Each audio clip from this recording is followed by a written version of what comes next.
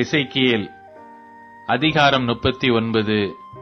இப்போதும் மனுபுத்திரனே, நீ கோகுக்கு விரோதமாக தீர்க்க தரிசனம் உரைத்து சொல்ல வேண்டியது என்னவென்றால், கர்த்தராகிய ஆண்டவர் உரைக்கிறார், மேசேக் தூபால் ஜாதிகளின் அதிபதியாகிய கோகேகே, இதோ நான் உனக்கு விரோதமாக வருகிறேன்.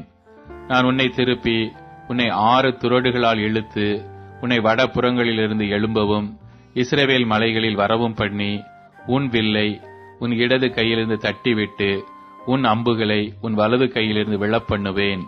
நீயும் உன் எல்லா இராணுவங்களும் உன்னோடு இருக்கிற ஜனங்களும் இஸ்ரவேல் மலைகளில் விழுவீர்கள். உராஞ்சுகிற சகலவித பட்சிகளுக்கும் வெளியின் மிருகங்களுக்கும் உன்னை இரையாக கொடுப்பேன். விசாலமான வெளியில் விழுவாய். நான் இதை சொன்னேன் என்று கர்த்தராகிய ஆண்டவர் உரைக்கிறார்.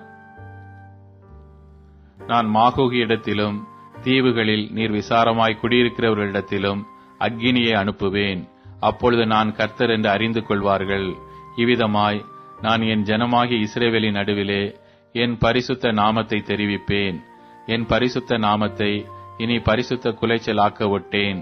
அதனால் நான் இஸ்ரவேலில் பரிசுத்தராகிய கர்த்தர் என்று புற ஜாதிகள் அறிந்து கொள்வார்கள். இதோ அது வந்து அது சம்பவித்தது என்று கர்த்தராகிய ஆண்டவர் சொல்லுகிறார். நான் சொன்ன நாள் இதுவே. இஸ்ரவேல் பட்டணங்களின் குடிகள் வெளியே போய் கேடகங்களும் பரிசைகளும் வில்லுகளும் அம்புகளும் வலை தடிகளும் ஈட்டிகளும் ஆகிய ஆயுதங்களை எடுத்து எரிப்பார்கள். 7 வருஷம் அவைகளை எடுத்து எரிப்பார்கள். அவர்கள் வெளியிலிருந்து விறகு கொண்டு வராமலும் காடுகளில் வெட்டாமலும் ஆயுதங்களை எடுத்து எரிப்பார்கள். அவர்கள் தங்களை கொள்ளையிட்டவர்களை கொள்ளையிட்டு தங்களை சூறையாடினவர்களை சூறையாடுவார்கள் என்று கர்த்தராகிய ஆண்டவர் சொல்லுகிறார்.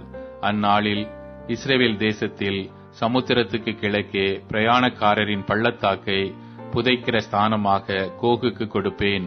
அது வழிப்போக்கர் மூக்கை பொத்திக் கொண்டு போக பண்ணும். அங்கே கோகையும் அவனுடைய எல்லா சேனையையும் புதைத்து அதை ஆமோன் கோகின் பள்ளத்தாக்கு என்பார்கள். இஸ்ரவேல் வம்சத்தார் தேசத்தை சுத்தம் பண்ணும்படிக்கு அவர்களை புதைத்து தீர 7 மாதம் செல்லும். தேசத்தின் ஜனங்கள் எல்லாரும் புதைத்துக் கொண்டிருப்பார்கள். நான் மகிமைப்படும் அந்நாளிலே அது அவர்களுக்கு கீர்த்தியாக இருக்கும் என்று கர்த்தராகிய ஆண்டவர் சொல்லுகிறார். தேசத்தை சுத்தம் பண்ணுவதற்காக அதில் கிடக்கும் மற்ற பிரேதங்களை புதைக்கும்படிக்கு நித்தமும் தேசத்தில் சுற்றித் திரியும் மனுஷரையும் சுற்றித் திரிகிறவர்களோட கூட புதைக்கிறவர்களையும் தெரிந்து நியமிப்பார்கள். 7 மாதங்கள் முடிந்த பின்பும் இவர்கள் தேடிக்கொண்டிருப்பார்கள். தேசத்தில் சுற்றி திரிகிறவர்கள் திரிந்து கொண்டிருப்பார்கள். யாராவது ஒருவன் மனுஷனின் எலும்பை காணும்போது புதைக்கிறவர்கள் அதை ஆமோன் கோகுடைய பள்ளத்தாக்கிலே புதைக்க மட்டும் அதன் அண்டையிலே ஒரு அடையாளத்தை நாட்டுவான். அந்த நகரத்துக்கு ஆமோனா என்று பெயரிடப்படும். இவ்விதமாய் தேசத்தை சுத்தம் பண்ணுவார்கள். மனுபுத்திரனே, கர்த்தராகிய ஆண்டவர் சொல்லுகிறது என்னவென்றால், நீ சகலவித பட்சிகளையும் வெளியில் இருக்கிற சகல மிருகங்களை நோக்கி, நீங்கள் ஏகமாய் கூடிக்கொண்டு இஸ்ரவேலின் மலைகளில் நான் உங்களுக்காக செய்யும் யாகமாகிய மகா யாகத்துக்கு சுற்றிலும் இருந்து வந்து சேர்ந்து மாம்சம் தின்று இரத்தம் குடியுங்கள். நீங்கள் பராக்கிரமசாலிகளின் மாம்சத்தை தின்று பூமியினுடைய பிரபுக்களின் இரத்தத்தை குடிப்பீர்கள். அவர்கள் எல்லாரும் பாசானிலே கொழுத்து போன ஆட்டுக்கடாக்களுக்கும் ஆட்டுக்குட்டிகளுக்கும் வெள்ளாட்டு கடாக்களுக்கும் காளைகளுக்கும் சமானமானவர்கள்.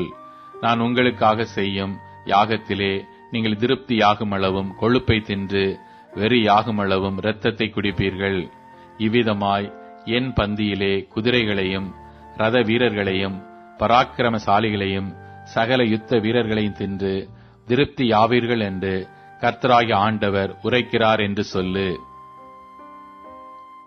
இவ்விதமாய் என் மகிமையை நான் புற ஜாதிகளுக்குள்ளே விளங்க பண்ணுவேன். நான் செய்த என் நியாயத்தையும் அவர்கள் மேல் நான் வைத்த என் கையையும் எல்லா ஜாதிகளும் காண்பார்கள். அன்று முதல் என்றும் நான் தங்கள் தேவனாகிய கர்த்தர் என்று இஸ்ரவேல் வம்சத்தார் அறிந்து கொள்வார்கள். இஸ்ரவேல் வம்சத்தார் தங்கள் அக்கிரமத்தை நிமித்தமே சிறைப்பட்டு போனார்கள் என்று அப்பொழுது புற ஜாதிகள் அறிந்து கொள்வார்கள்.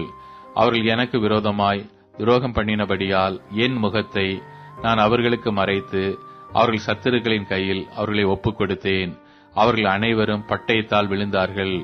அவர்களுடைய அசுத்தத்துக்கு தக்கதாகவும் அவருடைய மீறுதல்களுக்கு தக்கதாகவும் நான் அவர்களுக்கு செய்து என் முகத்தை அவர்களுக்கு மறைத்தேன்.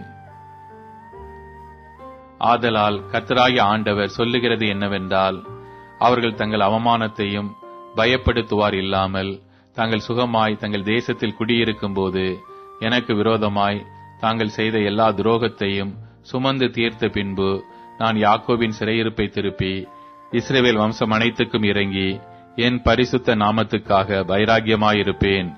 நான் அவர்களை ஜன சதலங்களிலிருந்து திரும்பி வரப்பண்ணி அவர்களுடைய பகைஞரின் தேசங்களிலிருந்து அவர்களை கூட்டிக் கொண்டு வந்து திரளான ஜாதிகளுடைய கண்களுக்கு முன்பாக அவர்களுக்குள் நான் பரிசுத்தர் என்று விளங்கும்போது தங்களை புற ஜாதிகளிடத்தில் சிறைப்பட்டு போக பண்ணின நான் தங்களில் ஒருவரையும் அங்கே அப்புறம் வைக்காமல் தங்களை தங்கள் சுய தேசத்திலே திரும்ப கூட்டிக் கொண்டு வந்தேன் என்பதினால் நான் தங்கள் தேவனாகிய கர்த்தர் என்று அறிந்து கொள்வார்கள்.